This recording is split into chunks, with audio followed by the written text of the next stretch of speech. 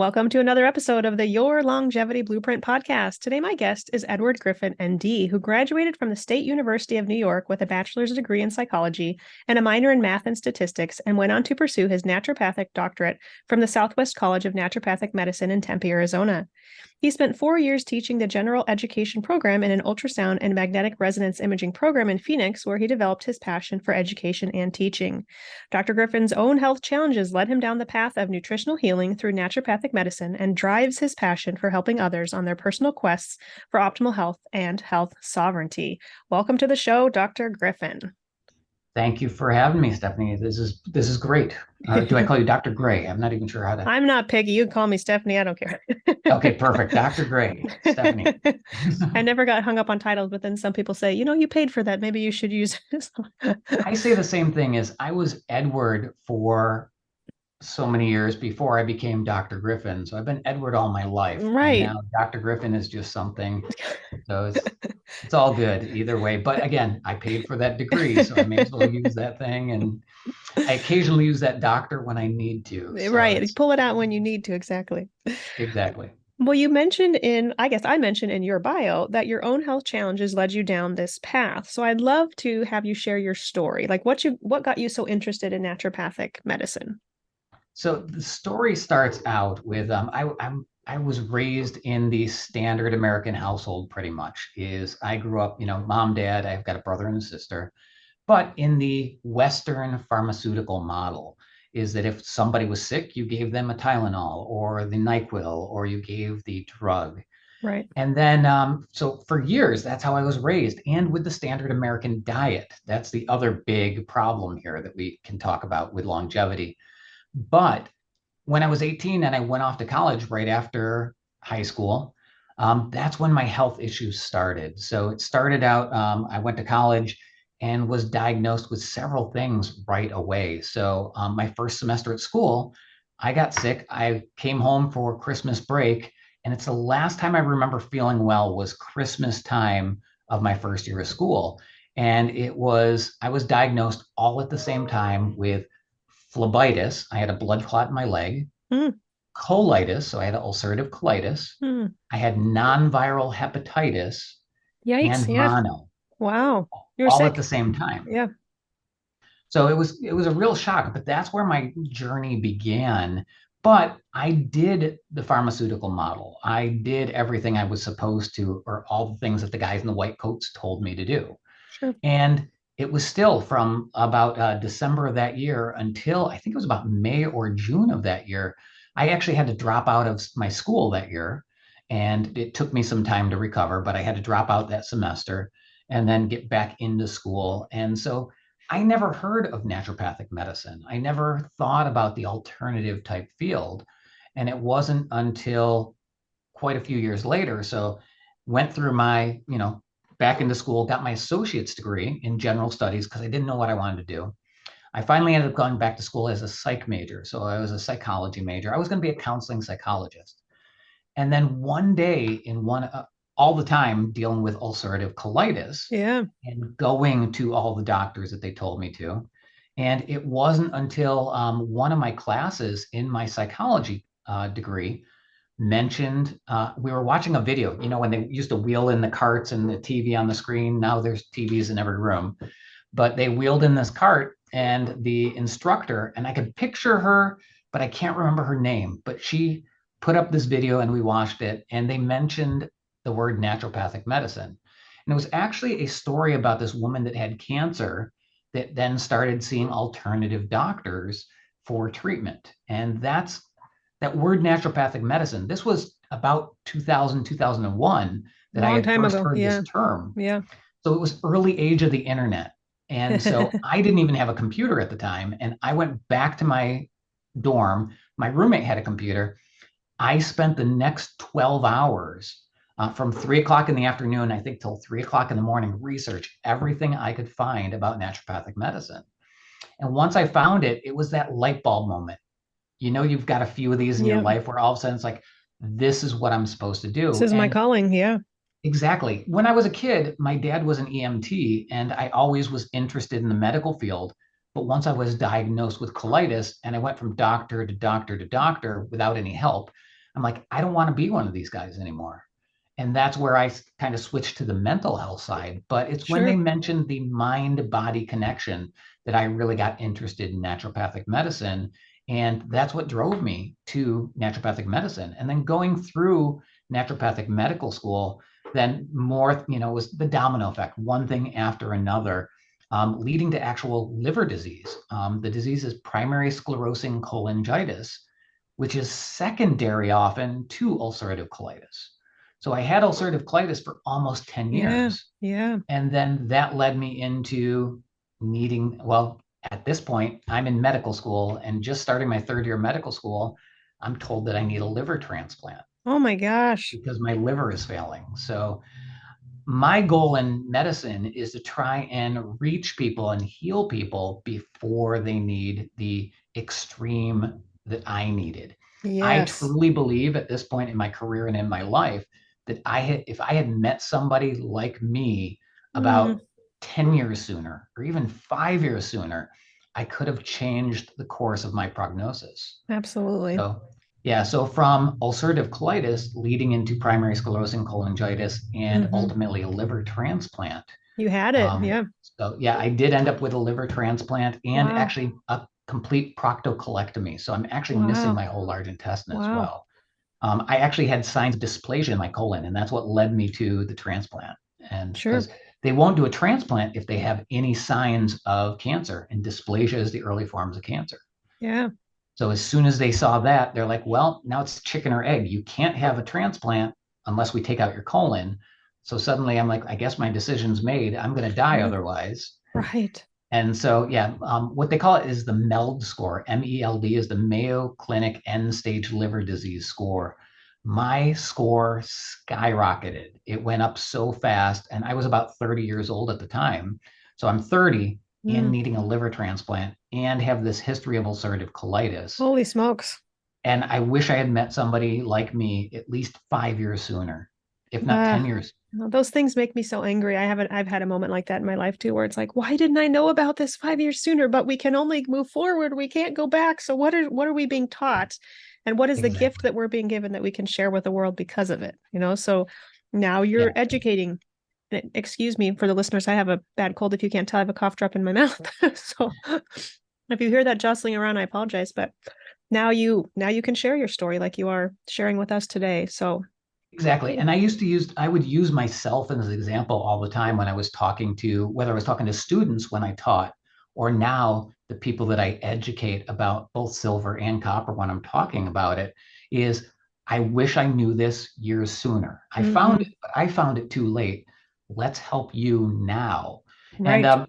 we talk, you do the longevity protocols. And one of the first things I always tell people, and this is kind of interesting, is I ask patients all the time is, if you haven't heard this before, I think it's amazing. And it kind of light bulb moment for me is, when's the best time to plant a tree? Always? I don't know. Well, usually the first thing people say is, well, you plant a tree in the springtime when Spring. they're Yeah. going to grow. And so I get people with springtime or, oh, in the fall, so it can be dormant. And they always try to explain to me, I'm like, wait, it's kind of a rhetorical question. The best time to plant a tree is 20 years ago, because you want a big tree, not a little tree. You Right. want a tree that can provide shade, can provide wood, can provide all kinds of things. But if you didn't plant it 20 years ago, you can't go back and plant it yesterday. You can't do it 20 years ago. But when's the second best time to plant a tree? Today. Right now. Don't wait. Don't wait till tomorrow. Right now, plant a tree, because you can't do it yesterday, but you can do it now. Now, the second part of that is, when's the best time to take care of your health? I'll go back to 20 always. years ago, Yeah. But yeah, right? yeah, yeah. So you need to Yeah. be preventative 20 years ago. When's the second best time? Now. Right now. Hmm. Don't wait till tomorrow to start the diet. Don't wait a week. Don't wait till, oh, I'll start on January 1st, my New Year's resolution. Start today. And it's not about being perfect with your diet, it's about being better. Yep. It's all about baby steps. Start one step at a time. Is I can tell people how to eat perfect. I can tell people what supplements to take. But if you throw that on somebody all at once, they're not going to be able to do it. So it's really about baby steps. Can you cut out? The Yep. first thing I tell people is cut the crap, literally, CRAP. Yep. Carbonated beverages, refined foods, artificial, and processed. Cut the crap is what I tell everybody. That's the place to start. I like that. And you can't do it yesterday, just like you can't plant the tree yesterday, but start today. Cut the soda out or cut back on the soda or cut back on the refined foods. Shop the outside of the grocery store. All those little things. And I think that's very basic naturopathic medicine or very Yeah. basic health in general Mhm. is how to eat healthy and how to take care of yourself. But I think it's so important to get that idea out there and get that idea across. Yeah, no, good advice across the board. Yay. Thank you for sharing your story. We love your company. We've carried natural immunogenics Argentyn 23 silver for over a decade now, I think. It's just been a very useful product with several applications. And I want to get into all those applications so the listeners know. But first, I think we should start kind of just defining what is silver. So the topics today we're going to dive into are silver and copper. But let's start with silver. So kind of what is the science and history of silver use in medicine? Why is it beneficial to us? Perfect. I think that's a great place to start. And we start with our presentation here. If my screen is being shared right now, we're all good here. So we start out with this with the general persons. We always say that this is for educational purposes only and forbidden to share without written consent from natural immunogenics. And like I introduced myself, but I think Dr. Gray did an amazing job. I am a naturopathic doctor licensed to practice in both Arizona and Vermont. I've been a nutritional health coach, an educator, a healer. I'm also a musician. And really, I'm just a human being trying to survive on this crazy planet we call Earth. And I like to talk about that is, I think we started in the beginning, is Dr. Griffen has only existed for a small portion of time, but I've been a human being. Actually, I consider myself a human doing rather than a human being. Mm, Is I'm a human doing things. I'm not just being, I'm doing. But I'm trying to sort through the information just like everybody else out there and figure out facts from fiction.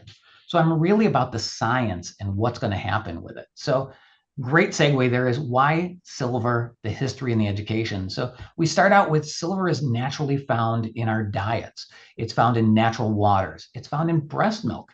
We pass it along mother to child. All mammalian milks contain silver, trace I, amounts of I silver. was surprised to know that when you shared that with our staff. Yeah, that's Yeah, interesting. I think it's so amazing from the natural waters. So spring waters, Hmm. ocean waters, all contain trace amounts of silver.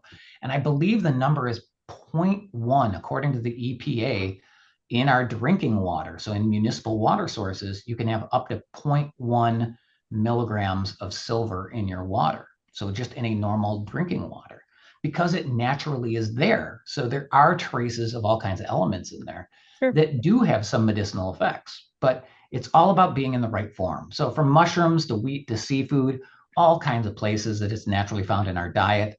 The history, we've been using silver throughout history. We go as far back as Hippocrates.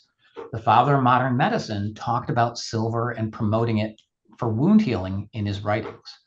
In the 1300s, we talked about during the bubonic plague, and the term born with a silver spoon came out. Born with a silver spoon was a sign of wealth, but also a sign of health. The people that ate with silver utensils or babies that had a silver rattle and chewed on it or licked on it were Hmm. less likely to get ill. So that's where we got the term born with the silver spoon. And even back again, 400, 1300 BCs and ADs, ancient Greeks and Romans put their water in silver vessels. They didn't know why. We didn't understand microbiology. We didn't understand about these silver particles, but putting it in a silver drinking vessel stopped it from growing algae and the water tasted better. So what they did, they were doing medicine without even knowing it. Sure. And then think even about some of the anecdotal history, like a wishing well. Why would we throw coins into a wishing well? Silver, copper, gold coins all have medicinal properties. So we throw it in and we wish for good health. And then we drink the water out of that well and we get those microscopic silver particles. How about even folklore, like werewolves being shot with silver bullets? The Hmm. Lone Ranger, Hi Ho Silver, the Yeah. horse. Yeah. So many places throughout history and even evidenced anecdotally about silver. Jumping into the 1880s, silver nitrate. Soldiers, even World War I and World War II, they carried a vial of silver nitrate for a wound. So it was antimicrobial, but also sped up the wound healing. And also in the 1880s, silver nitrate was put in the eyes of infants to prevent infections after birth. The 1960s jumped into silver being the standard of care in burn units.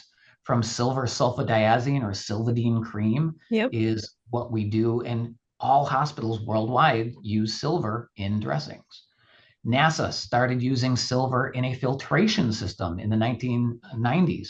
So for water filtration, which this is interesting because the company Natural Immunogenics was founded originally, the founder Stephen Quinto started by looking at a water purification for a pool in the 1960s in France. Hmm. And so using a silver copper filtration system is how the whole idea of this got started. And then it wasn't until people came around in I think it was 1998, he started really putting towards creating sovereign silver. And then the 2000s, we find silver all over the place, from hospital linens to catheters to IV lines, all those things that I mentioned already. And now even in dentistry. But dentistry is where silver got a little bit of its bad reputation because of the amalgam fillings. Yep. So it wasn't the silver that was the problem, but it was the mercury that was the problem there. So as much benefit as we was getting from silver, we were losing it from mercury. And that's where we started hearing about mercury poisoning. So it wasn't the silver in dentistry causing the issues. It was the mercury that was in dentistry. And Totally. one of the brothers, we are a second generation owned company. And one of the brothers, he loves to say that we are the only metal in non-metal dentistry. So we work with biological dentists, Yeah. and we are the only metal that biological dentists use. So it's so important to have it in dentistry as well in medicine in general. One of those brothers is Seth, and that's who I met in an elevator in Las Vegas at American Academy of Anti-Aging Medicine conference like a decade ago. Who he said, "Hey, have you heard about my company?" and just pitched me in the elevator, and we carried your products ever since. He was a good salesman, I'll say that. Yeah.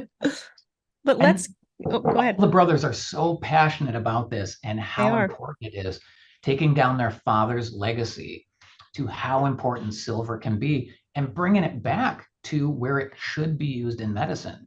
Up until the 1920s and 30s, silver was standard of care for all doctors. So it wasn't until Rockefeller and the changeover that happened in about the 1920s and the 1930s, the creation of the AMA, the pharmaceutical industry getting involved, Antibiotics. Yep.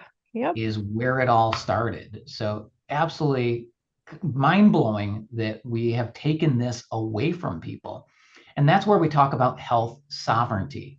It's about your freedom to choose what's right for you, not just necessarily what the industries are saying or what the AMA says, because they're not always right.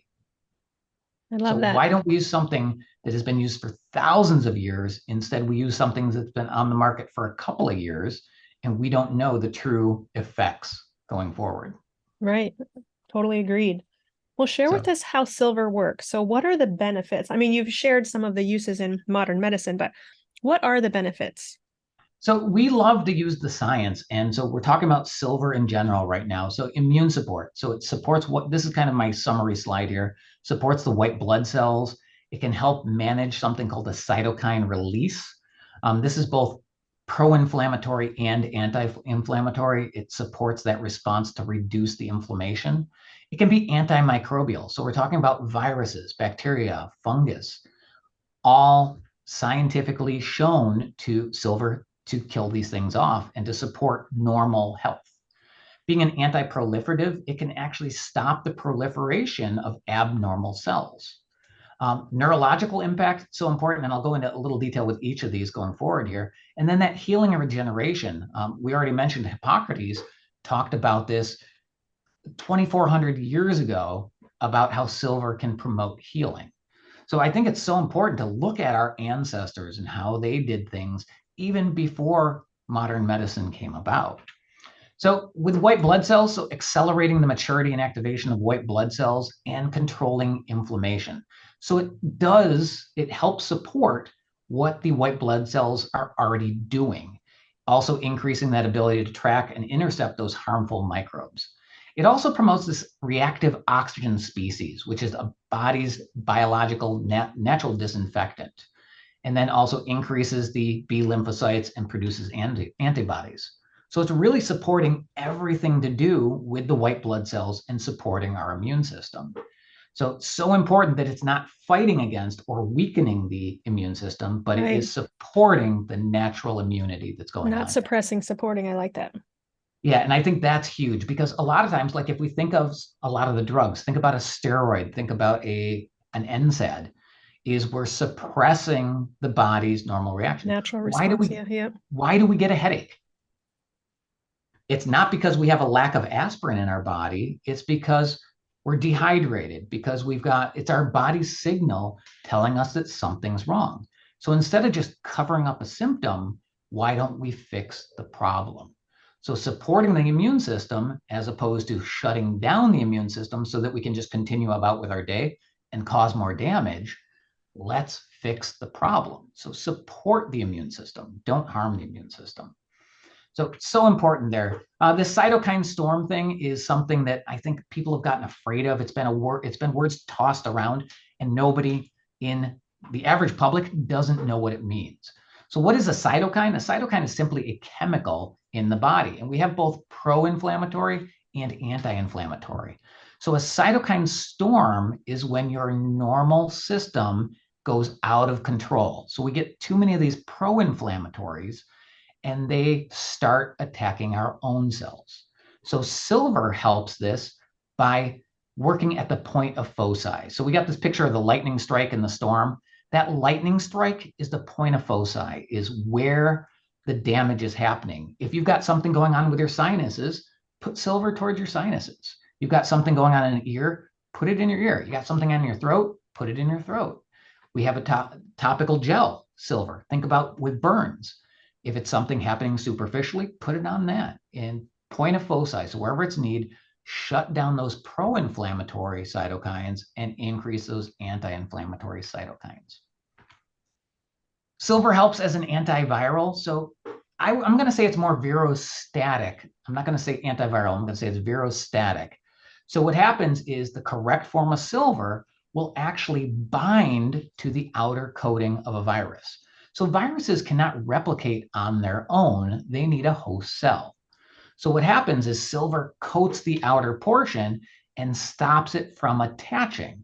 Now it becomes virostatic. If it can't attach, it can't replicate. Once it's attached, it now starts to disrupt the outer protein coat of the virus and will actually start working its way into the virus. And whether it's an RNA virus or a DNA virus, attaching to the DNA or the RNA and rendering it unable to replicate, now making it virucidal. So we go from being virostatic to completely stopping replication to virucidal. And this is really important. By repeated dosing, now you get ahead of the viral curve and you can stop it. Let's talk about dosing here, because I remember you saying how important this is. Like, dosing and frequency really matters with viruses. So I know this is all great information, and I want to get into dosing again at the end, but it never hurts to repeat kind of how to take this for viruses. So maybe we'll tangent to that real quick here. Perfect. Yeah, the tangent is no matter what you're taking, it's about the repeated dosing. And I call it the Goldilocks zone all the time, is silver can have detrimental effects if it's the wrong form, but in the correct form, in the correct dosage. The other thing I frequently say when I'm talking about these things is everything can be both a poison and a cure depending on dosage. You can actually die from too much water, just like you can die from too little water. Same with many other things. So too much silver in the wrong form could be detrimental, but it's about trusting a company that's making it, trusting the product, and the safety, the efficacy, and the purity are very important when it comes to silver. So that repeated dosing, so a lower dose, but more frequently, can get ahead of the replication curve. And I'll repeat this a little bit as we go on a little bit further. just to kind of get into it a little bit more. So Sure. that antiviral, so binding, disrupting, and entering into the host cell, very important. Similar with the bacteria as well. And this one is pretty amazing. I love to see this little video of how it moves around. But silver now is going to, in this solution here, is going to get to this bacteria that's traveling around. You're going to see this start to slow down. What's happening, silver is attaching and starting to work its way in, stopping the cellular respiration. As this guy slows down, what's happening here is silver is working its way in. It stops cellular respiration. And here you can see how it's punching holes in the cell wall and actually lysing or breaking apart the cell wall. Yeah, cool. That's how we kill off the bacteria. And so what's happening here, and some people may experience a slight burning sensation when they first take silver if they've got bacteria. What's happening is the potassium is higher on the inside of the cells, where sodium is higher on the outside of the cells. And so the potassium burn is what you're going to experience if you've got pathogenic bacteria dying off. So I think that's something always to note there. Yeah, yeah. And so similar to viruses and bacteria, fungus are the same way. But the interesting thing about fungus is in their cell wall, they have a sulfur in their cell wall. And silver has an affinity for sulfur. So silver loves sulfur. Interesting enough, this is how your body gets rid of silver, is silver sulfide bonds in the liver. So I'll talk more about that in a moment here. But again, silver now attaches to that sulfur in the fungal wall, adheres to that membrane, rips apart the cell wall, initiating that cellular toxicity and death. So it just basically tears apart the wall, renders it unable to replicate. And if you tear apart the wall, it's going to fall down and die. All right. So viruses, bacteria, fungus, amazing for all these things. I mentioned the anti-proliferative. So silver can actually inhibit the spread of abnormal cells. So silver is highly cytotoxic, even to triple negative breast cancer cells that are non-toxic to malignant breast epithelial cells. So it's this stopping the replication again. What is a cancer? A cancer is something that's just growing out of control. So if you can control the out of control growth, that's where we support it. And now I'm not saying that silver cures cancer, is the treatment for cancer, but silver can support the anti-proliferation of these abnormal cells. Okay, so pretty amazing how it does that. The next thing I jump to is how silver plays a role in the peripheral nervous system. There are actually two receptors on that myelin sheath. If we remember, the white part of the axon there is called the myelin sheath.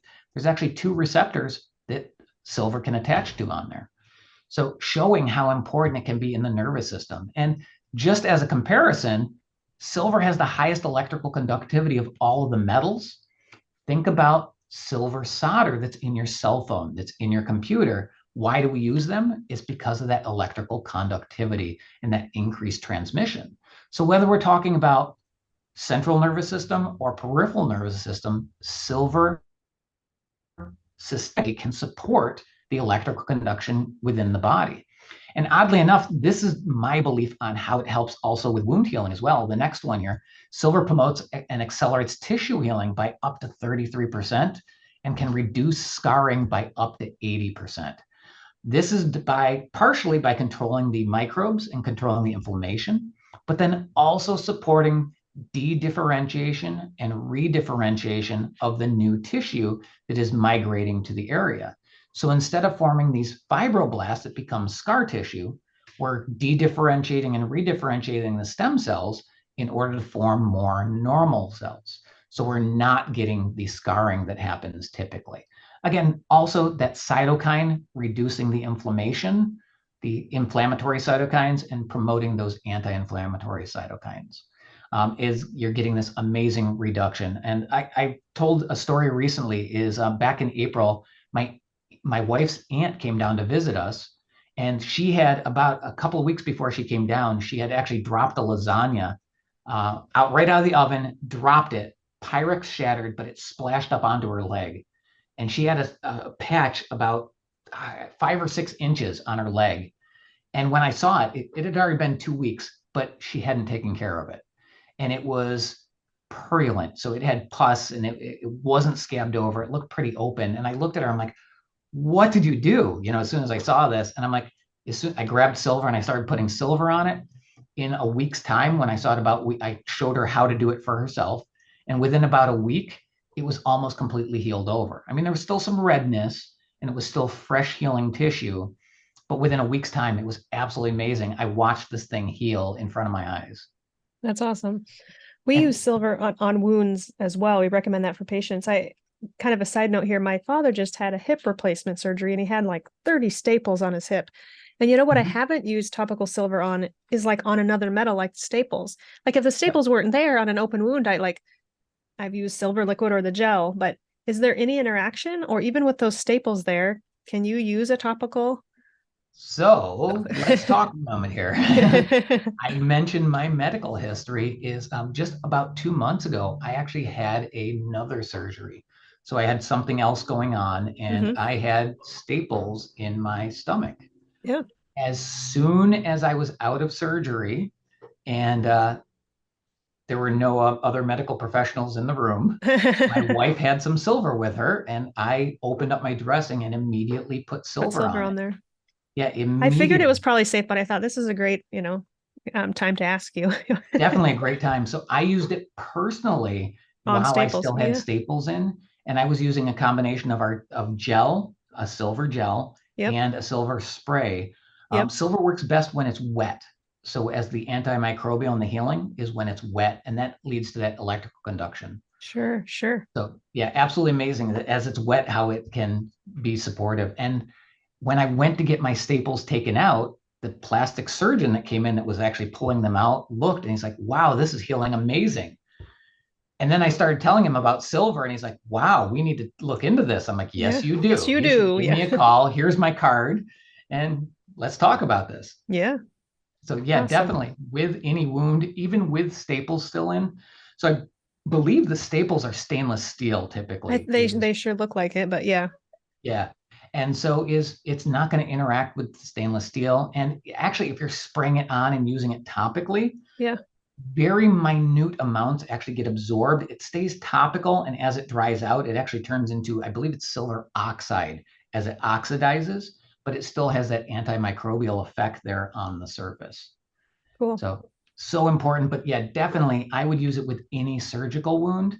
We work with we just had them on a podcast not too long ago, a person that did microneedling. So we did Yeah, that makes facials sense. Yeah. and did a little bit of microneedling, and she uses a combination of silver with a little bit of copper in it, again to promote that collagen formation. We'll get to copper here in a little bit, but silver to promote that healing effect. Yeah. So absolutely amazing is It's reduce the microbes and yep. support the healing. It's interesting you say that it stays pretty superficial just in that. So with my son, I had pretty bad mastitis. I had lots of complications. That's a whole nother story for another time. But I feel like it dramatically helped mastitis. I mean, anytime Yes, I had challenges, I would just put that silver on. Not only was it cooling, so just the cooling was therapeutic right. on the hot, mastitis, kind of on those Yep. lumps. But I just feel like silver was a game changer for me. It was so helpful. Yeah, I think it's so important. And we just mentioned how it's passed from mother to child too. And that's Yeah, enough. Now you're also getting it to baby right. again, and you're supporting the immune system. So it's Yep. not about hurting or suppressing, it's about supporting the Supporting. normal immune system. So I think Yes. it's so important that it supports, does not hurt. And we like to say it has side benefits rather than side effects, like a lot of other things out there. I like that. Can we also go into how your silver is different? Like, do you consider this a hydrosol? Like, kind of talk about the potency and then also talk Yeah. about how it's eliminated from the body. Perfect. Well, let's start with the elimination from the body. And Sure. what I try to do and to state, because we are a supplement company, I'm trying to Yeah. stay within Deshay. And you'll notice how I say things. I'm talking about silver. I'm not talking about a specific product yet. So silver, very amazing in the correct form, in the correct amount, is easily eliminated from the body. So putting it in the mouth, taking it orally, where most silvers, colloidal silvers, are taken, is you're going to put it in the mouth and swish it. The importance of swishing it is the mucosal associated lymph tissue, as well as the capillary bed under the tongue. So you're absorbing it directly to go systemically. Once it's there, it's now in the lymph, it's in the blood. It ultimately makes its way, like everything else, to the liver to be cleaned. And this is where silver binds to sulfur organic molecules, typically in glutathione. This is phase 2 glutathione dependent detoxification. Silver binds to sulfur, forming silver sulfide bonds. And then this is how it's eliminated from the body in solid waste. So in as little as 2 to 3 hours, we begin getting rid of silver in our fecal matter, peaking between about 6 and 9 hours. And in the correct form, the correct dosage, you're eliminating almost 100% within 24 hours. So the fear of toxicity of the correct form, Right. correct type of silver is unfounded. That's awesome. So That's say that that's again. what's really important. And jump in the next piece is silver does not affect the liver's ability to metabolize other compounds. So, or medications. So very important. But I will say is with things like if you're taking a glutathione supplement that has sulfur in it, back to that silver loves sulfur. Some of the older antibiotics actually contain sulfur. Yep. MSM as a supplement, glutathione as a supplement contains sulfur. So it's a sulfur containing food, supplement, or medication. It will decrease the potency of silver a little bit. So if you're eating a lot of cruciferous vegetables, if you're eating a lot of eggs are also sulfur containing, that will actually bind up some of the silver. Yeah. So I typically take it away from food or take it away from other medications or supplements just to make sure that you're not causing any side effect, but really just a decrease in potency is what you'd experience. Sure. Should we go to dosing when you were kind of saying the correct form and the correct dose? Yeah. It used to be 100, I'm sorry, for every 100 pounds of body weight, 1 teaspoon.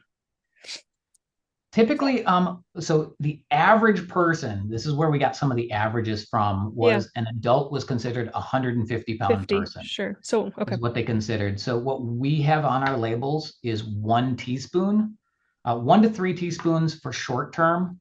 For a 150-pound person. Okay. Yeah, for that 150-pound person. So if you think about somebody that's 100 pounds, you could probably go a little bit less. If you go even smaller, like as a child's dose, think about, we do this with all kinds of medications anyways, is body weight dosing is going less for somebody that's much smaller. But think about also the inverse. If somebody's a lot bigger, more water, more cells, you need more of some things. So somebody that is 300 pounds, 400 pounds, I always compare I always say is the 100-pound gymnast or the 350-pound football player can both be adults, but can use different dosages. Right. And now think about that even for food and for other supplements as well, is we used to say, let's talk about water for a minute. We used to say 8-ounce glasses, which is great if you weigh about 128 pounds. So it should be about half your body weight in water, in ounces is what we should be drinking. So if you weigh 100 pounds, you should be doing at least 50 ounces of water a day.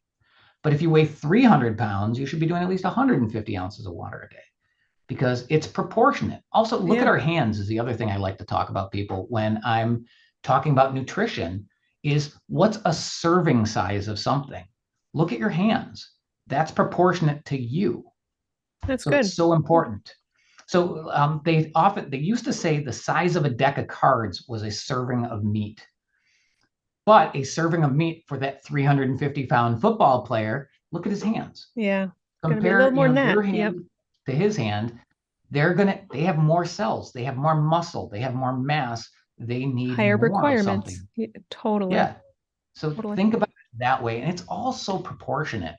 It's very proportionate, whether we're talking about water intake, meat intake, vegetable intake even is what we should and shouldn't have based on body weight. And same with silver intake. So when we talk about silver, I know there are a lot of myths out there. So can you help us kind of overcome some of the biggest, I would say, myths, especially when it comes to safety with silver use? Yeah, that's what I like to get into right here is talking about the big 3 when it comes to silver and the safety. So the big 3 myths to overcome. The first one is this thing called argyria. It's the bluing or graying of the skin. The next one is that silver is toxic or is a toxic heavy metal. And the last one, that silver harms the beneficial bacteria of the gut. So The first warning here is that argyria. So argyria is a very rare skin condition, but it's benign. It's only a cosmetic, it's only aesthetic, where you get a accumulation of silver underneath the skin. And I compare it almost to tattooing.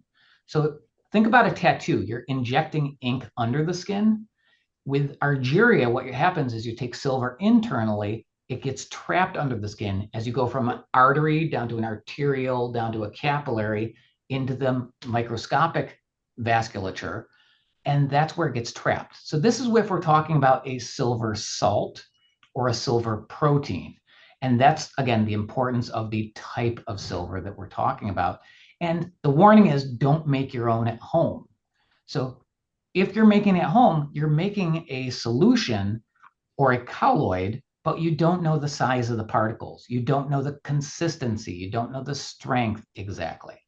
The only way to test is if you're testing parts per million. And typically, there's a really cheap kind of test for that, and you put it in, and it tests the total dissolved particles. But is that silver dissolved, or is there impurities? Are there impurities in your metal, or are there impurities in your water? So that's what's happening there. So is it becoming a silver salt or a silver protein because of the impurities? This picture here is great because it shows how you can see the agglomeration, how it comes back together. So even if it started out in the right form, as it sits, it can often come back together. And that's the danger of making your own at home. Even though you can do it relatively inexpensive, but trust a company that is making it and has been doing it for years. So It's funny you say that because back to my dad, I'm very blessed to have been raised in a family who was always a little more progressive and thinking ahead. And as a kid, my parents, primarily my dad, made colloidal silver right before your company right. existed. Now Yep. he no longer does that. We've Yeah. transitioned the family to this safer alternative, but it's just funny because people literally do that, and Yeah. there are Well, I safer think it's options. So don't do interesting. that anymore. Don't do it anymore. And most people know about this guy named Paul Carrison, who he did the talk show circuit in the 90s, 2000s, but he was drinking liters of homemade colloidal silver and then even rubbing it on his skin. But he looked like a Smurf. If anybody remembers back to the Smurf cartoons, he had bluish skin and he had this white beard. So they called him Papa Smurf. But he was making his own at home. And he is one of the very few reported cases of argyria that are out there. But the dosage he was doing, and again, the wrong form. Right. So this Matter. is Yep. where we also get into where less is more. And I mentioned the Goldilocks zone previously. So our sovereign, the 10 part per million versus a 23 part per million here. And that's that repeated dosing that we were referring to. So by going with a lower part, so the lowest observed adverse event level is very important to talk about here, is 980 micrograms of silver. So typically they say safe level is about 350 micrograms. So at a 10 part per million, you're getting 50 micrograms in a single teaspoon. So taking 7 a day gets you up to that 350. So if For the you are listeners, not we're looking at a table right now where he's kind of sharing the concentration. So if it's a 10 part per million or 30 part per million or 50, and then based on if you're taking 1 teaspoon or up to 7 per day, what microgram dose per day you're if you're getting. taking So up that's to what he's seven, explaining. yeah, Yeah. up to Yep. 7 per day, you're only like less than half of that adverse event level. So that's the importance of taking one that is lower. And then the other thing is with Argentin, here I go It's again, okay. You can mention both. So for the listeners also, yeah.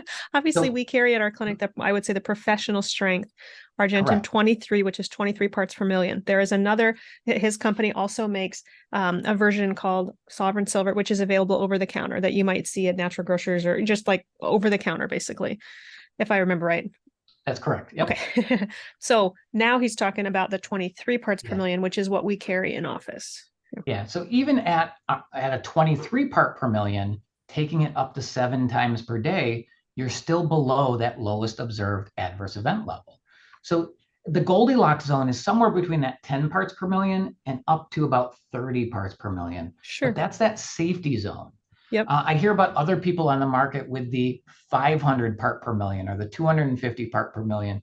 A single dose, and you're already in that lowest observed adverse event level. So it's so important to take that low dose, but repeated dosing, because you want to Sure. get ahead of a replication curve. Yep. Or I also mentioned that silver works best when it's wet still. So when it's wet, it's now going to be the most active. So that's why it's so important there. So that argyria is kind of a myth. If you're making your own, it can occur. If you're taking way too much, it can occur, but it's very unlikely if you're taking within a safe dosage. And that's what we talk about, is how to take it safely. The next one is that silver is a toxic heavy metal. So we know that there are many heavy metals out there that are dangerous, even poisonous. So we hear about mercury and lead and cadmium, aluminum, arsenic, tin, nickel are all things that we know are heavy metals that have no use in the human body, but actually have these side effects and cause toxicity. But there are many heavy metals. So is silver a heavy metal? Yes, silver is a heavy metal, but so is iron. We know we need iron in our body to carry oxygen. Copper, selenium, chromium, magnesium are all considered metals. So just because they're a metal doesn't mean that it's dangerous. So just because it's a Yep. heavy metal doesn't make it dangerous. There are beneficial metals and there are toxic metals. So it's the difference between toxicity and beneficialness. The Great. last one is that silver harms the beneficial bacteria in the gut. So unlike antibiotics, I hear people say this all the time, is that silver is nature's antibiotic. Literally, antibiotic means against life. So I don't like that. Silver doesn't kill everything indiscriminately. If you take a antibiotic, it kills everything. And that's why we happen to have these things called opportunistic infections. So we kill off the bacteria, but now the virus can over-replicate or the fungus can over-replicate. Antibiotics work with bacteria only. They don't work with viruses. They don't work with fungus. So if you go to a doctor and they prescribe you an antibiotic when you've got that sniffle without knowing it's a bacteria versus a virus, it won't treat a viral illness, which are a lot of flus, a lot of colds, a lot of things going around are actually viral and not bacterial. So this is why we've developed antibiotic resistant bacteria, is we've been giving them when they're not needed, and now we've got this antibiotic resistant bacteria happening. So silver helps to, there's actually studies showing that even at up to 2,000 times this EPA oral reference dose, that silver does not affect the biodiversity of the gut microbiome. So it's got the pathogenic and the good bacteria, and it drops them equally. So it's no different than drinking water. So very important there. The other thing about a lot of silvers, it's the positive charge of silver is drawn to most pathogenic bacteria have a slight negative charge. So that positive of the silver is drawn to a slight negative of a pathogenic bacteria. The other way that bacteria actually protect themselves and become resistant is a biofilm. When they create a biofilm, that's how they protect themselves. But that also has a slight negative charge, and that the silver is drawn to that slight negative charge and can break down even a biofilm. So I think it's very important to kind of point that out, the antibiotics and what is happening. And silver is not an antibiotic, but an antimicrobial. Microbial. Yep. That's Yeah. wonderful. Well, let's move on to applications of silver. This has been wonderful. So much information. So for the listeners, how can we use it? Earlier you said like per foci, put in your eye if you have eye problems, in your ear if you have ear problems, Yep. whatnot. So can you break down? There's just so many applications of this, how we So can many use it. applications of it. And what I like to say is we need this almost on a daily basis. So it's not just taking it when you're sick. It's Sure. can you take it daily is a question I get all the time. Taking a Yes. teaspoon, up to 3 teaspoons daily, holding in the mouth, swishing and swallowing it, you're getting systemic, again, supporting your normal immune system. We are exposed to things every day. Every time we're talking to people, shaking hands, breathing air, we're exposed to bacteria. So it's so important to support your immune system every day. So not only by taking silver, but also cutting out the inflammatory foods. So think about all of those pieces I mentioned earlier. Cut the crap. CRAP, carbonated, refined, artificial, processed. Cut it out of your life. and support your normal immune system with something like silver. We jump into eye health, so a drop to 2 at the point of foci. Even a fine mist spray in the eyes can be helpful to support normal health, support the white blood cells. Ear health, I love I'm putting it going in to the ear. pause you real quick just because you can even use this on your animal. So now my vet Yep. has given me antibiotics for my dog's eyes, and I'm like, yeah, I don't think so. I think I'm just going to use silver. You can do the spray, or if you can hold your dog still, you can drop it in their eyes, but it Yeah. works wonderful. When my Yeah. With a dog goes lot to of doggy pets, daycare and gets eye boogers, and yeah, yep, yeah. exactly. That the medical term is eye boogers. I use that all the time. So my sister actually got a cat recently, and it had the eye goo.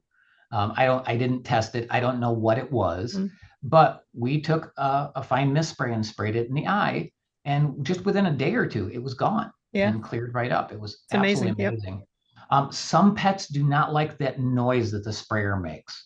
So sometimes it's easier to take a dropper and just drop it in the Drop it. corner of the eye and then kind of roll it in can be helpful. Same with kids. A drop in the corner of the eye is great. Ear health problems, again, putting it in the ear, affected ear up and then filling up the ear canal for 30 seconds to a minute is absolutely amazing. Nasal health. This is one of my favorite uses. And I mentioned, it might have been just before we went on Since I have recording. a cold, you were reminding me I should be using Yeah, this up my nose. Yeah. using a nasal spray. So I like to say this all the time is when we're around people, we talk about hand washing and how important it is to wash our hands. Why don't we wash our nose? We're breathing air from people sneezing and coughing all the time. Why don't we rinse our nose? So a sinus spray helps to decrease the mucus or thin the mucus and allow it to come out. Why do we get mucusy? We get mucusy because our body's trying to get something out. So thin the mucus and get it out, as well as rinse or wash your nose. We wash our hands, wash your nose too. Jumping into respiratory health, this is the other thing that I mentioned to you too, is nebulizing. So if you put water into your lungs, we call that drowning. If you nebulize a fine mist, get it to the point of foci. If you've got that chronic cough, that chronic thing going on there, how do you stop it? Get it to the point of foci, get it into the lungs where it can be very supportive. So nebulizing up to a teaspoon at a time can be very beneficial. And again, I always recommend repeated dosing. The next one is mouth and gum health. So holding it in your mouth and swishing it. I got a great story about this one too, is I was at a dental conference. They were teaching dentists, talking to a bunch of other dentists. A dental hygienist came up and says, wow, I love you guys. You guys are the sovereign silver people. I'm like, well, today we're Argentine, but yes, is we have a professional and a retail side. And she's like, I love you guys. I had a patient that came in with 7 millimeter pockets. So that's pretty severe periodontal disease. Came back about 3 to 4 months later and they were down to threes and fours. And she's like, oh my God, what did you do? That's amazing that you've healed that well. Think about the healing properties of silver. She was swishing with silver 2 to 3 times a day and took from 7 millimeter pockets down to 3 millimeter pockets.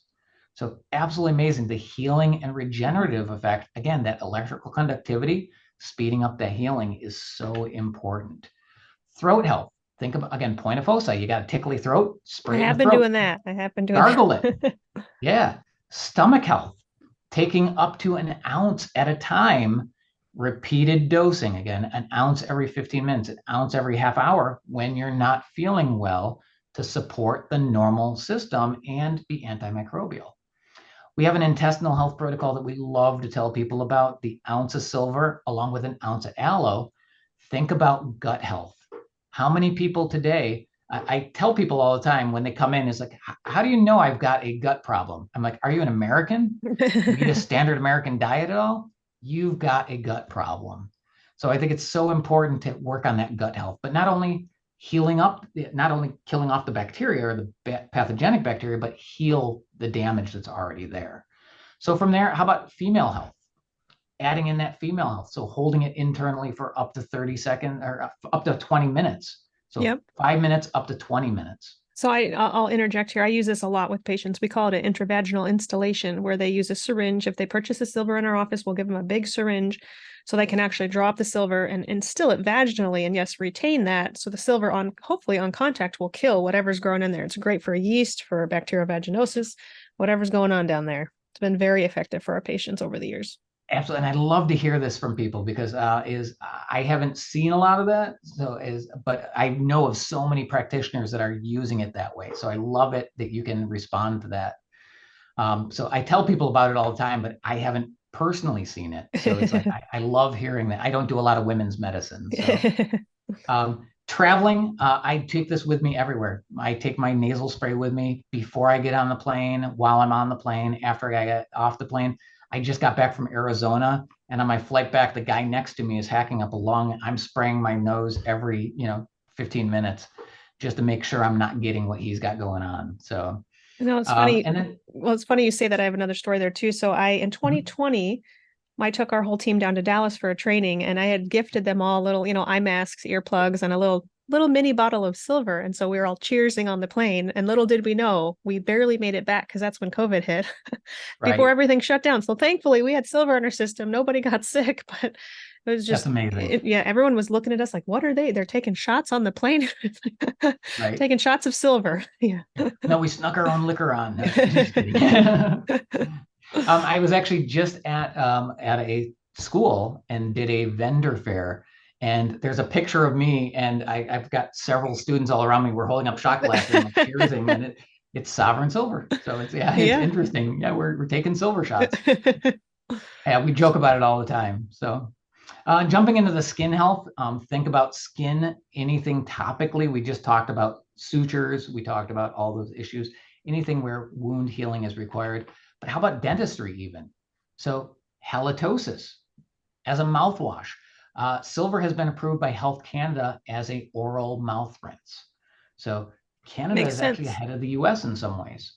Periodontal hygiene. I mentioned this periodontal story, but we have dentists using it. Again, we are the only metal in non-metal dentistry. So I think it's so important to talk about how silver is so beneficial in all of these ways. And like I mentioned before, so many references. All of these have some information behind them. We're not just making this up. We're not just using anecdotal. We do have the stories of things that we've used it on, but there is information to support all of these claims that we're talking about here. And I think even back to just women's health for a second here, um, silver is safe to use when pregnant or nursing. I think that's huge because there are many times when you're sick, you can't take certain herbs or whatnot when you're pregnant, but you can take silver. So just remember that also for the audience. I wanted to make sure we highlight that. Perfect. Well, we do list on our label, it's got to be ages 4 and up and to consult your practitioner. So, but I you gave it to said my that, not son. Yeah, I. talk to me. Yeah. Talk to I Dr. Gray and she can make recommendations. So, exactly. very important to follow up with your medical professional about it and do take that medical advice. So, I will say that. So, Lots of applications. That was wonderful. Thank you so much. perfect. So let's move on to copper. We talked a lot about silver, but you have a newer product, copper. So tell us what copper is. And similarly, like we did with silver, let's go on to kind of the science and history just behind copper use. That's perfect. I use that the same way we talked about silver with the history, why we used it in the past, but now how we use it today and what it's good for. So I think so many uses, and this is something that people hear both silver and copper, and they're like, "Oh, aren't those metals? Aren't metals bad for us?" No, no, they're we actually need some of these. And copper is actually the third most abundant trace mineral in the human body. So very important there. But let's talk again about the history back again before Hippocrates. Medical use of copper was first written in something called the Smith Papyrus. So this is one of the oldest known medical texts found in Egypt. And it should really be called, I believe it should be called the Pharaoh's Papyrus or the Egyptian Papyrus, but Smith was the guy that bought it in like the 1800s, I think, and it got named after him. But it should be the ancient Egyptian papyrus because it has so many references and it's one of the oldest known medical texts out there. Hippocrates, again, talked about copper in his writings. Cornelius Celsus wrote about it in the De Medicina. So, such a history of copper being used. And then copper bracelets were tools of ancient healers. Um, we had it in, how about brass doorknobs, brass bed knobs, all those things because of the antimicrobial properties. Again, we didn't understand it, but why would a doorknob be made of brass?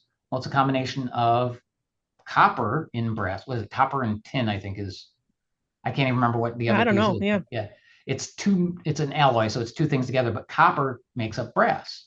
And it's the copper is what's antimicrobial. Makes sense on a doorknob. Even silver doorknobs, again, same thing. That's why if they're actually made of real silver. And then think about even like the Tommy Fit coppers and the copper knee Yep. braces, elbow braces, Yep. treating from the outside. I tell people all the time is my grandfather wore a copper ring. He actually made his own copper ring and he swore that it helped his hands and his arthritis.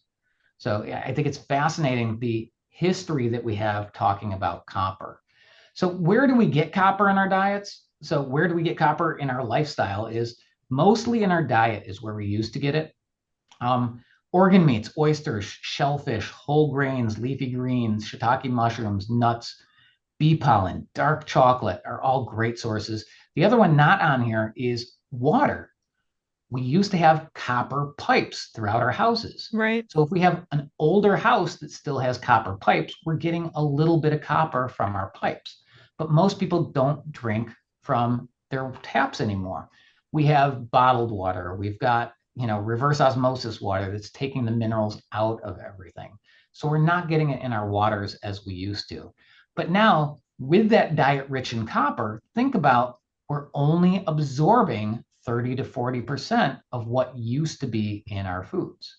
So think about that. So even if we feel like we're getting enough of these copper rich foods, we're only absorbing 30 to 40% of this, partially because of our GI issues, that leaky gut that we mentioned, and I'll refer to here in a minute. But also, how about the reduction in our foods? Over the last 40 to 50 years, modern agriculture, we've chosen seeds because of their size, because of color, but forsaken the nutrient density. So we've gotten away from nutrition, but we want the food to look pretty, to be bigger, but not necessarily as nutritional. Fertilizers, we add certain nutrients into our plants in order to make them grow faster, but at the detriment of others. Also think about pesticides and insecticides that actually work as chelators, drawing minerals out of our food. Sure. Yeah. And then add into transportation. The farther a food travels, it loses nutrients as it's been stored or traveled. So many things that we decrease our nutrition, but not really changing the calories at all. Now, especially if you take a look at that picture that's on the screen there, if we can show that, I don't know if we can show it on the Zoom here, but the dramatic loss of copper in our vegetables. So you can see so many vegetables have lost their minerals, but especially copper, copper being one of the most depleted in our soils, as And much as 70 to 80%. that's really interesting because when we talk about that, and I mentioned this in my book, I don't think I mentioned copper at all, but I talked a lot about the magnesium depletion. And you're Yeah, basically saying copper supersedes the magnesium exactly. depletion. And that was something I was unaware of. So yeah, it's a Yeah, I good point. think magnesium is in that like 60% range, I think, looking at that graphic there. I'm also colorblind, so I can't really tell the Okay. colors in this picture. Well, But copper looks like it's the highest up at, yeah. Yeah. but copper is definitely the highest one, is at almost 80% Yep. decreased. So Yep. not only 80% reduction, but we're only absorbing 30 to 40% of 80% less that we got 50 years ago. So it's mind blowing how little we're getting into in our diets. So some of the factors that lead to copper deficiencies, malnutrition. I would argue today, and I don't think you'll disagree with me at all here, we have an obesity epidemic, Hmm. but I believe we have a malnourishment epidemic. We Yeah, get agreed. more calories, but less nutrition than ever before in history. And that has led to obesity. Jump into the high zinc, high vitamin C intake. Not that that's bad. We've been told over the last several years to support our immune systems with zinc and vitamin C, but at the detriment of copper. So copper is an antagonist. it balances out, but you use both. You need zinc and copper. You need vitamin C and copper. So not taking the copper with the zinc, with the vitamin C, you're going to reduce all of your copper stores and become depleted. Now take in effect all the GI issues from leaky gut to chronic diarrhea, chronic Crohn's disease, celiac disease. How many people come into a clinic or have a problem, gas, bloating, GI issues? I would say almost everybody that I talk to has some kind of a GI disturbance, partially because of this. Add into things increase of kidney disease, high fructose corn syrup in all of our foods. We now have less acid in our stomach, use of antacids.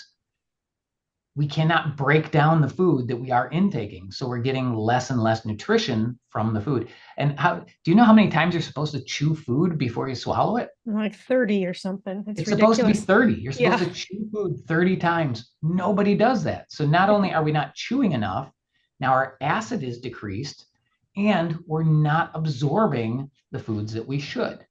So important about just general health is how about chew your food? That's Right. one of the first things to tell anybody. You want to lose weight, chew your food. You're getting exercise because you're chewing, you're using your jaw more, and you're breaking it down so your body can now absorb it better. So some of the deficiency symptoms, we've talked about deficiency a lot, is chronic inflammation, fatigue, muscle weakness, brittle bones, memory loss, changes in vision, heart disease, pale skin, white hair, susceptibility to sickness, all signs of copper deficiency. I did leave out one on there, the anemia. This is huge when we're talking about copper. And what I like to point out to most people is copper is so important in your red blood cells, making red blood cells, supporting the red blood cells, supporting the iron carrying capacity of your blood cells. So what makes blood cells red is oxygen coming into contact with iron. But you need copper. We don't have iron deficiency anemia, we have iron dysfunction. We actually have copper deficiency. We need copper or cuproenzymes in order to support the iron carrying of our oxygen and the iron carrying capacity. So I'm going to pause you right here too, because that's super interesting to me. And that I remember when we had training with you, that was something I was unaware of. So in patients who do have iron deficiency anemia, who we can't get their iron up, I know you were saying consider supplementing with copper.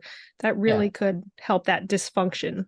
We actually have a study with a naturopath in California. I won't mention any names, but a naturopath in California who did a study with us, actually utilized copper with her anemic patient and reversed her anemia, just adding copper into her protocol. That's great, because sometimes those cases are challenging. That's great. Yeah. Well, it's challenging. And I try to appeal to everybody's kind of sense of, and I really believe we need to go back to the basics. We get so caught up in medicine with how does this drug work? How does this do this? How about anatomy and physiology? It all starts with basic anatomy and physiology. What's the physiology of blood carrying oxygen? And if you get back to it, it's ceruloplasmin is the enzyme that you can measure in your blood that actually helps to support iron utilization. But I also talk about that iron.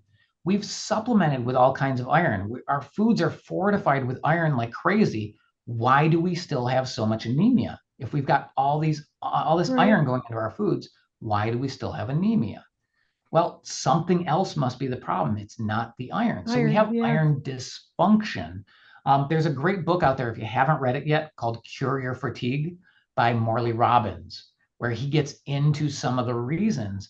And so anytime I think iron and oxygen, that is oxidative damage. I mean, we need iron and oxygen to carry our oxygen in our blood, but oxidative damage. We got all this excess iron storing on our tissues. Maybe that's the issue. We need to mobilize the iron that's stored in order to utilize it and make it work properly. So copper is a big step in doing this. So I already mentioned copper being the third most abundant trace mineral in the human body. Without copper, either things do not occur or occur at a severely reduced level. So everything from being an antioxidant, so we're talking about SOD, superoxide dismutase here, to absorbing iron poorly, to clotting poorly to our skin. How about something as simple as wrinkles? Wrinkles happen because our skin loses its elasticity. Copper is needed to form strong collagen. A lot of people are supplementing with collagen, but not taking that extra copper at the same time. So we need copper in order to support that. And then also embryos. When we're creating a whole new system with new bones, new joints, new ligaments, new skin, we need copper to support that new growth that's happening. So then I suppose this is safe also back to the pregnancy nursing thing. To Definitely. take, And okay. so the RDI, so I can say this with copper, the RDI for a normal adult is 900 micrograms, but during pregnancy, it goes up to 1,000 micrograms. While you're breastfeeding, it goes up to 1,300 micrograms.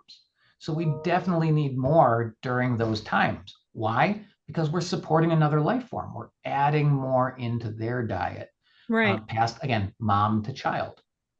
So this is an interesting fact that I heard. I still haven't been able to find these numbers yet, but I read somewhere, and I'm still trying to fact check this, that we are born with about a milligram of silver in our body and about 70 milligrams of copper in our body. Hmm. So I still haven't found the source for this. I'm still looking for this one, but I have heard that before.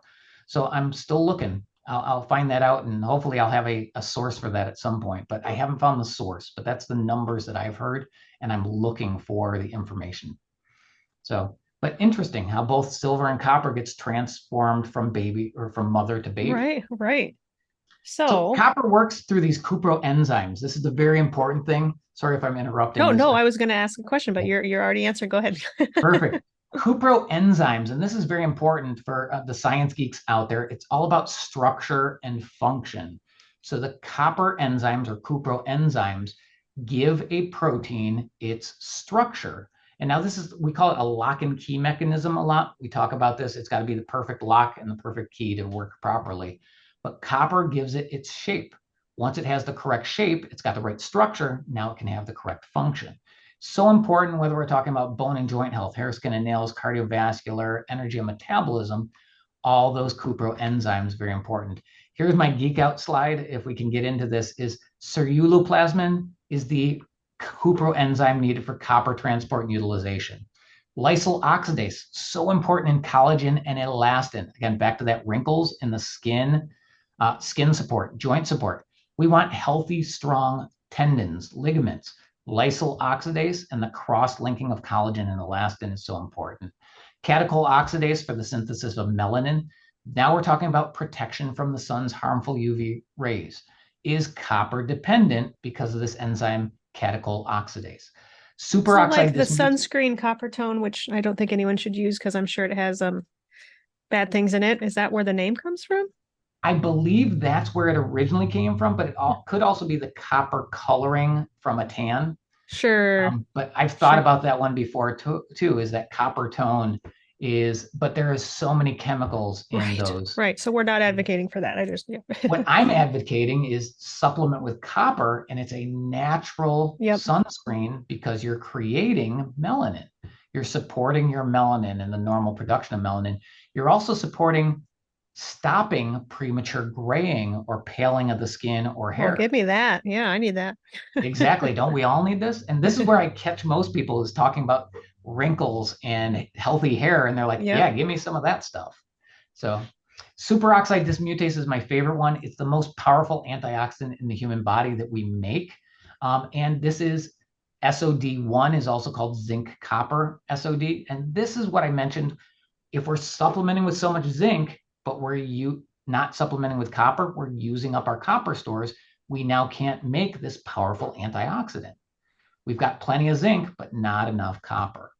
Cytochrome C oxidase, very important for energy and metabolism. What I don't remember from medical school or any time that I studied glycolysis is that complex 4 of the electron transport chain is magnesium and copper dependent. So very important to get copper to support energy metabolism and the breakdown of sugars in glycolysis.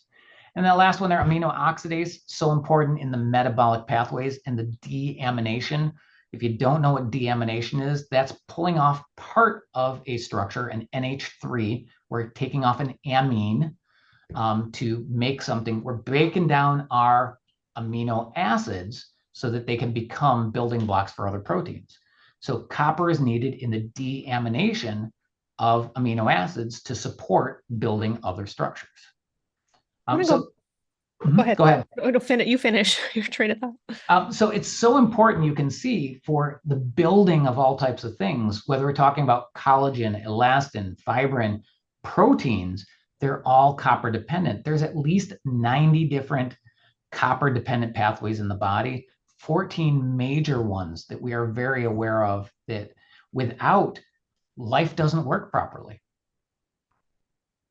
Wonderful. I just wanted to go back to what you've said several times already, but just to clarify for the listeners, you've alluded to the fact that, we've been told to take zinc over the past several years to support our immune system. But I think what many patients don't realize is that you need to have a good ratio or balance of zinc and copper. Zinc can deplete copper. So essentially what you're saying here is that, yes, keep taking your zinc, but we also need to make sure we're supplementing with the copper to kind of bring those back into appropriate balance. I just wanted to clarify that for the listeners. Well, that's exactly it. And I'm going to throw some numbers at you really quick. So over the last several years, there's been a lot of 30 milligram or 50 milligram zinc supplements. Yep. That's way more than we need. We need about 15, not 50. But now somebody's taking 50 over and over and over. You've got this zinc surplus. Not that it's bad, but you can only use so much. You can only absorb so much. You should be taking, and one of my keys is always consistency, is take that 15 milligram every day, not that 50 milligram all the time. You're getting too much at that point. I wonder why companies don't just put the copper in with the zinc, but obviously your product is different. It's not a capsule. It's not that easy. Correct. Yeah, it's a little different than that. And some is a lot of multivitamins contain both zinc and copper closer to the normal ratio. And that ratio, I just mentioned 15 milligrams of zinc. Yep. Most supplements are 15 milligrams of zinc and 2 milligrams of copper, which is almost the perfect ratio. Sure. Even though there's some arguments in the community, some people say it should be a 12-to-1 ratio. Yeah, I've heard 10-to-1, 12-to-150. Yeah, close enough. Some as low as 4-to-1. I like closer to that average of about 8 to 10-to-1 is where I like somewhere in the middle there. Sure. So very important to get that to supplement with that. If you're taking zinc, you should be taking copper. All right. That cytokine storm again we talked about. So we talked about it point of foci when we're talking about silver, but here with copper we're talking about whole body. Think about the inflammation that's happening throughout a whole body. Copper with that antioxidant, that SOD, very important to reduce whole body inflammation. Bone and joint health, I can't say one thing about copper. If I had two things to say about copper, red blood cells, so important in oxygen carrying. And then the second thing kind of sums up almost everything else is collagen. You need copper to support collagen, elastin, fibrin formation.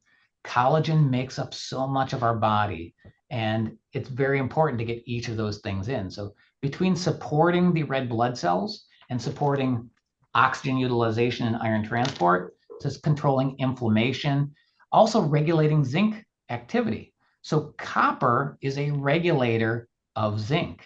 So zinc will promote healing, but maybe too fast healing and causing scarring. Copper helps to slow that down and balance it so it does proper restorative, strong, healthy connective tissue are very important. Vitamin C, we know, is very important in collagen formation. Again, if you're taking vitamin C for collagen, if you're taking extra collagen, you should be taking copper as well to support that. This is my favorite analogy that we have is think about bricks. If you put a pile of bricks together, another pile of bricks, you just pile them up and you push on it, it's just going to fall over. It's not strong. But now if you take mortar and put in between those bricks, now you build a wall. The mortar is the glue that holds the brick together. Copper is the glue that holds the collagen together. So copper forms these connections that supports this. So that's this cross-linking connection that the copper, the cuproenzymes are doing, the lysyl oxidase is helping to support to make strong, healthy collagen and elastin. Now think about this with our skin. Why does our skin wrinkle? Because it loses elasticity. Okay. How about our vascular? I'm going to jump to the next one. How about our vascular? Constriction, dilation. We need elasticity of our blood vessels. How about our heart that beats 24 hours a day, 7 days a week? Elasticity. Heart disease is when our heart stiffens. Mm-hmm. Vascular disease is when our vessels stiffen. We need copper to support that elasticity.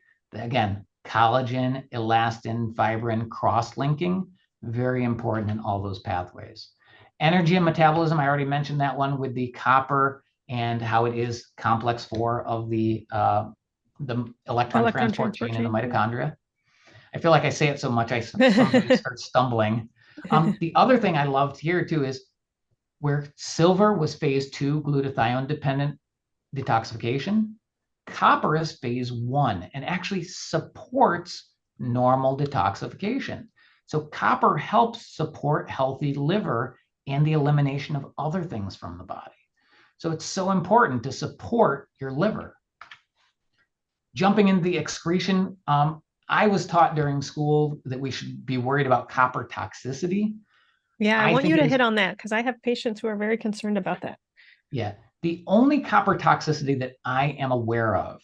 So first of all, there's 2 diseases that can happen. One is Wilson's disease, which is a genetic copper. Basically, we can't eliminate copper. And then Menkes disease or kinky hair disease, which usually happens in infants. So if you're an adult and you've made it this far and you've never heard of Wilson's disease or Menkes disease, you're probably copper deficient. There are only about 36,000 cases worldwide of Wilson's disease in a population of over 8 billion. That's like a 0.000 something percent chance of having Wilson's disease. I'll take my chances that you're likely copper deficient. The other place where I've heard that people are copper toxic is with a copper IUD. That's where I've seen it. I've literally seen labs come back high in those patients, and then they get the IUD removed, and eventually the labs normalize. So I have, I can say I've seen that. Yeah, so people that those people still need copper in their bodies, but it's about getting, again, the right form of copper. So where most other supplements are like a copper oxide or a copper carbonate, think about a easy to absorb copper that's going to get right into the body. It's both copper 1 and copper 2. So now you're going to get both forms that the body needs, and it facilitates the detoxification if you get it the right form. So copper can actually be beneficial to support even the copper toxicity in the correct form. So copper, just like silver, is excreted in our normal fecal matter. So according to the US, the FDA says that amount of copper fecal excretion is estimated to be about the same as daily consumption, between 1 and 1.5. The most recent numbers I read was that the average person gets between 1.2 and 1.3 milligrams of copper today. But let's look back at that early slide. We only absorb 30 to 40%. So even if we're getting it in, we're only absorbing 30 to 40%. Now we're getting maybe 300 to 400 micrograms, but the RDI is 900 micrograms. So most people are getting less than half. Another number that I heard, Jason Hammel's book, The Copper Revolution, says 81% of people get less than 2/3 of the normal copper intake. So that means the average person is getting less than 600 micrograms when we need at least 900 micrograms. So now supplementing with just a little bit can be beneficial. Sure. But now hold on, let's move forward again. Brand new information as of January 17th of this year, the European Food and Safety Authority has come out and said that there is no retention of copper, no copper toxicity with up to 5 milligrams per day. So you'd have to be eating a ton of copper and drinking a ton of water through copper pipes to get anywhere close to that 5 milligrams per day. You got to be eating liver for breakfast, lunch, and dinner. How many people eat liver out there? It's like, I can't even tell you the last time I had liver. Actually, I can tell you, my wife made it for, I think it was about almost 2.5 years ago was the last time I had liver. I'm not a big liver fan. So I'll take my copper supplement. So important that we have taught this fear of copper, but it's actually a deficiency, again, on the other side that we need to look at. So important, silver, copper. I know I've taken a bunch of time now. Do we need to talk more about dosing? Got any Yes, that questions was for my me? last question was yes, dosing and kind of what again differentiates your copper. Like this is in a glass bottle, not plastic. Like Yeah. definitely differentiate that. And let's talk dosing too, please. Yes. Yeah. Let me talk about silver really quick. I'll go through the silver and actually I'll talk about Sure. the company real quick. Is Sure. this sovereignty? I mentioned that at the beginning. It's Yep. about health sovereignty. It's about the freedom to choose. If you want to choose to take a medication, I'm all for that. I'm all for your freedom to choose that. If you want to choose a supplement, I'm all for that freedom as well. So it's not only a freedom, but a responsibility for your own health, I think is very important and that we need to talk about. But we should be allowed to make our own choices and be free when it comes to our bodies. So our vision is to create these supplements that are the finest, purest, cleanest out there to support natural health. These are our facilities in Florida. This is where I'm at right now, actually, Sarasota, Florida. NSF GMP certified. We are above and beyond the everything when it comes to safety, efficacy, and purity. Very pure, very clean products out there. Why Argentin 23? So I'm talking about our silver specifically now, professional strength. All of our products, the Argentin, the Sovereign Silver, the copper. But why Argentin? Why Sovereign Silver? I'm going to talk about why our silver. I'm going to sum it up very quickly. 4 P's: purity, particle size, parts per million, and positive charge. If you're comparing silvers, that's what we're looking at. So purity, silver should be only 2 ingredients. We've actually got a statement from a former director of the Department of Toxicology with the FDA that says that our product will not cause argyria and that our finished product quality, purity, safety, and efficacy are parallel, if not superior to those of major pharmaceutical companies. That we go above and beyond, that we are doing everything the correct way. This again, don't make your own at home. Trust somebody with state-of-the-art labs that can do it very well. So only 2 ingredients, 99.999% pure silver. That's 5 nines pure. That means there's no impurities. Our water, ultra purified USP 24 quality water. So that means it is cleaner, no impurities, always in glass bottles, always a dark amber glass bottle to protect it from light. But now glass also protects it from any plasticizers, any plastic particles. Silver can actually break down some of the plastics. So if it's in a plastic bottle, I steer away from it. All right, very important there. Why not plastic? Plastic's cheaper, it's lighter, also doesn't break as easy, but you're losing quality when you put it into that. My favorite slide that we talk about is right here, is this: a picture's worth 1,000 words. It's comparing us to other companies under transmission electron microscope. I mentioned the word colloidal silver.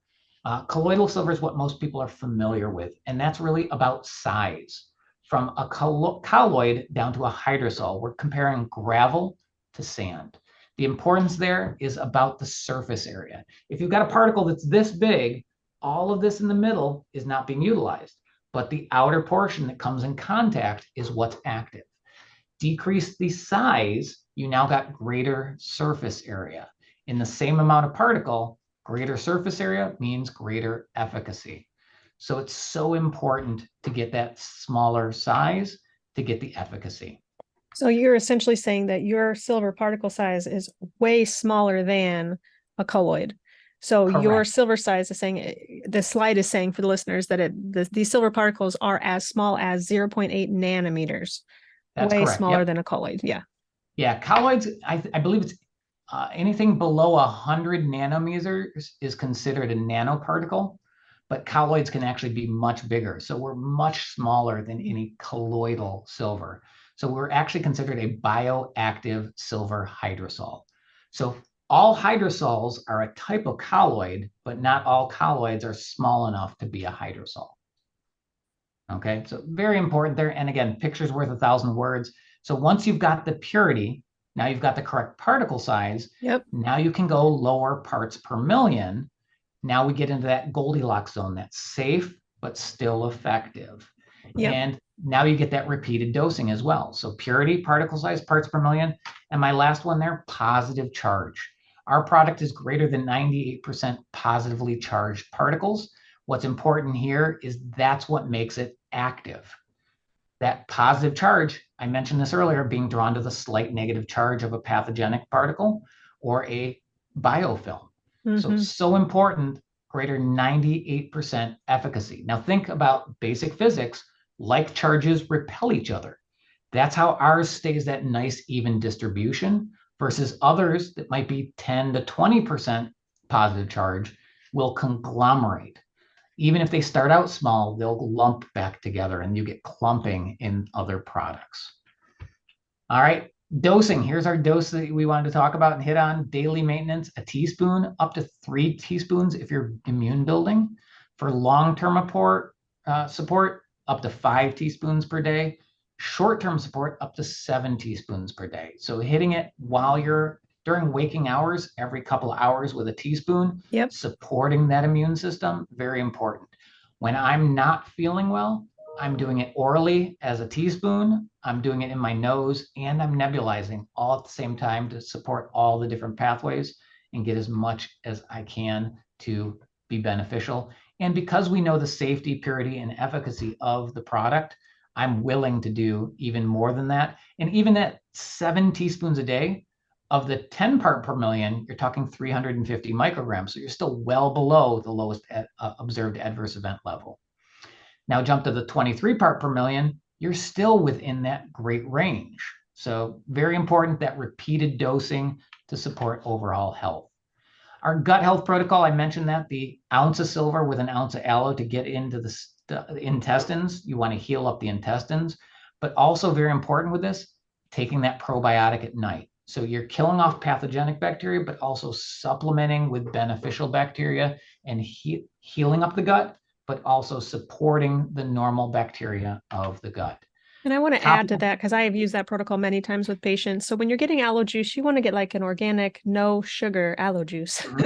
And then the reason they're combining silver with aloe is that the silver could be destroyed. It's not going to make it could be destroyed by stomach acid. So the aloe is more of a delivery agent to get it down into the gut. Aloe is also just great for gut health in general. But to my understanding, that's partially why we mix it with the aloe so that it can get far enough down. That's exactly right. Yeah. If you're just drinking it, you're going to get most of the absorption into the mouth, again, into the esophagus, into the stomach, the mucosal associated lymph tissue. But if you want to get the silver directly, again, point of foci, you want to get it into the intestines, the aloe helps to coat it to get it into the intestines so you can get that ultimate healing there in the intestines. And then aloe is just amazing as a soothing, beneficial healing herb in the intestines. Yep. That's perfect. And then next is our first aid gel. So our first aid gel is actually a homeopathic. So no other topical first aid. Anywhere that you'd use a petroleum-based antimicrobial, I would use a silver. I mentioned the burn, my wife's aunt. I used it topically while I was healing after a surgery. I actually literally just cut my finger on Friday it's been almost a week now, and it's almost healed. I've been putting silver on. I beat up my finger really bad the other day. Put silver on it immediately. It soothed it and it felt great.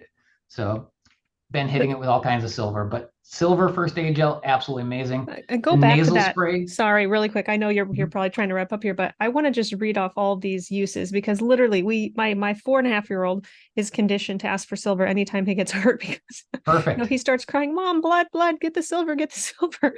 So that's awesome. So if he has a bug bite, if he scrapes his knee, whatnot, which little kids, they get hurt, right? So this slide literally says this can be used for cuts, scrapes, minor wounds, minor burns, sunburn, razor burn, rashes, diaper rash, skin irritation, sores, ulcerations, itching, blisters, bug bites, any sort of skin eruptions, even acne, eczema, psoriasis, herpes, and shingles. And we've had tons of patients use this for shingles and acne as well. So lots of applications for the topical gel. And I love that the gel dries. Liquid's great, but this is like a gel that it's soothing and cooling, but it will dry on the skin, which is great. Exactly. And I tell people when they put it on is don't rub it in, is leave it kind of thick. You want to spread it, but don't don't rub it in. So amazing stuff. Again, no residue, no odor because it's water-based. It doesn't sting. It won't sting your clothes. When I'm at shows, I actually spray it right onto my coat and rub it in. And people are like, oh, isn't going to ruin it? I'm like, no, I do it all the time. And it's silver. It's actually antimicrobial. So it's absolutely amazing for all kinds of things. And think that um, that cooling, that calming, Yep. bug bites. Oh my gosh, I can't believe how amazing this is on bug bites. Yep. Absolutely incredible. The nasal spray, again, we talked about this, the relieve and thin the mucus, support, inflammation, so many things. Again, wash your nose. We wash our hands all the time. Why don't we wash our noses more? And drug-free, no alcohol. It's not drying. Same with the silver, the gel, as a hand sanitizer. All the alcohol-based sanitizers that we've used over the last several years that dried out hands, silver's antimicrobial. Why not rub it in on your hands too and support that? A little bit of brand support and talking about how this works. Silver versus MRSA, 99.99% kill rate in 3 minutes. We talked about how effective it can be. 88 times more effective, same amount as vancomycin. Very important. So with silver, the key takeaways, no immune product has a longer history of use, over 2,400 years. Bioactive silver hydrosol, Argentin 23 sovereign silver, are the safest, most effective form of silver ever developed. Silver is also the only immune product that also supports its healing. So healing and decreased scarring, and nothing has a broader range of uses. So how about the copper? Copper, so our company started almost 25 years ago, 1999, and we became the #1 selling brand of silver because of that safety, purity, and efficacy in 2005. Argentin 23 came around about the same time. Jumping into 2021 is when we came out with our copper.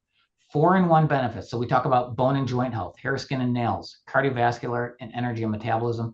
I also want to throw in that red blood cell and collagen formation. So important in there. Slow the aging process, support healthy skin. Copper supports that flexible arteries, the cartilage, the tissues, builds the elasticity, red blood cell production, iron utilization, very important. Key takeaway from this whole thing, safe, pure, effective is what we want to do. It's not about just silver, just copper. It's the right form of silver. It's the right form of copper, the best absorption, the best utilization, already in a liquid form, so it's easy to absorb and easy to use. And dose. We need to talk about the dose of copper still. Oh, we're just about there. Okay. Sovereign Copper is the only product that has both copper 1 and copper 2. Health Canada has actually classified it as copper helps form red blood cells, maintains normal iron transport in the body, helps produce and repair connective tissue, and as a factor in overall good health. And here is that copper slide you've been waiting for. Tablespoon daily, at least a tablespoon. So even if you're doing tablespoon, that's only 1/6 of the RDI. So if you think you're already getting some in your food, getting 1/6 of it in this pure form is going to support the normal processes. Jumping up to 2 tablespoons a day for a longer term or 3 for a short term. Even at 3 tablespoons, you're only getting half of the RDI. So you're getting half from your food, but you're getting half from your supplement. So very important there. So for the listeners, from a maintenance standpoint, again, the 1 tablespoon, but if someone has joint pain, like let's say they really are using this to treat their joint pain, is that going to be more the short-term support, like the 3 tablespoons a day? That's where I would jump up to, especially in the short term, go up to 3 tablespoons a day until you're starting to feel better. And then now you're feeling off. better, sure. Back it down to the 2, back it down to the 1. The pain comes back, jump back up to the 3. So it's not an always dosage. Also, my surgery that I had is I was taking copper for the collagen repair, for the skin repair that's happening there with the wound. Sure. So I was using silver topically and then taking copper orally to support the wound healing. That's great. I think before you also told me, because I was asking, well, what do you take? How much do you take on a daily basis? Do you take one followed by the other, the silver and then the copper? I Liquid? often, because I'm at the place that we make it and I have access to it all the time, we actually have it on tap here in our Oh, office. wow. That's So I great. can actually walk by and I'll pour my teaspoon of silver when I get in the morning. Yep. I'll pour my tablespoon of copper. And I do more of the, right now, again, I'm still healing. I'm almost 2 months out of surgery, but Sure. I'm doing the 3 tablespoon plus is I'm going a little bit higher even because I'm really supporting that wound healing right now. Yep. And the silver, I often forget about the silver. I'm more on the copper right now, but I try to do the silver frequently, at least once a day, just that maintenance, if not 2 to 3 times a day. And literally, I wish I could show you my camera right now, but I've got a gel, I've got a dropper, I've got the nasal spray right in front of me, right in front of my computer. So I come in, I turn on my computer, check my emails. While my computer's booting up, I do the nasal spray every Yeah. morning. Yeah. It's just become my habit. I sit down, I turn on my computer, I spray my nose. I'm Yeah. talking to people every Just day. like you brush your teeth, you spray your nose. Yep. That's good. Exactly. I actually keep them in the bathroom at my house. I've got one in the kitchen, one in the bathroom.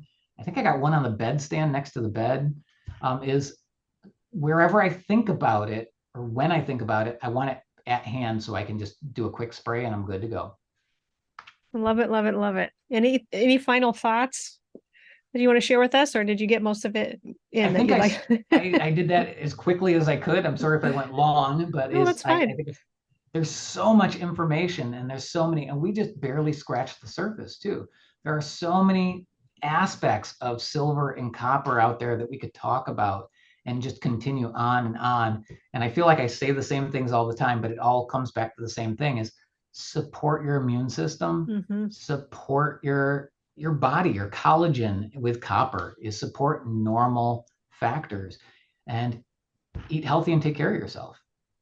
That could be your top longevity tip, which I'm about to ask you. But first, tell us where listeners can find you and your company. Yeah. So our company is located in Sarasota, Florida, and you can find us online at sovereignsilver.com, also argentin23.com. You can check us out. We're available on Amazon. We're available in mini stores. You mentioned I love natural grocers. I love Sprouts, all the natural food stores. I believe we're in GNC and vitamin shops and a lot of those as well. But And that's the retail line. If you want the Argentin 23, the professional line, you have to come to our perfect. clinic. No.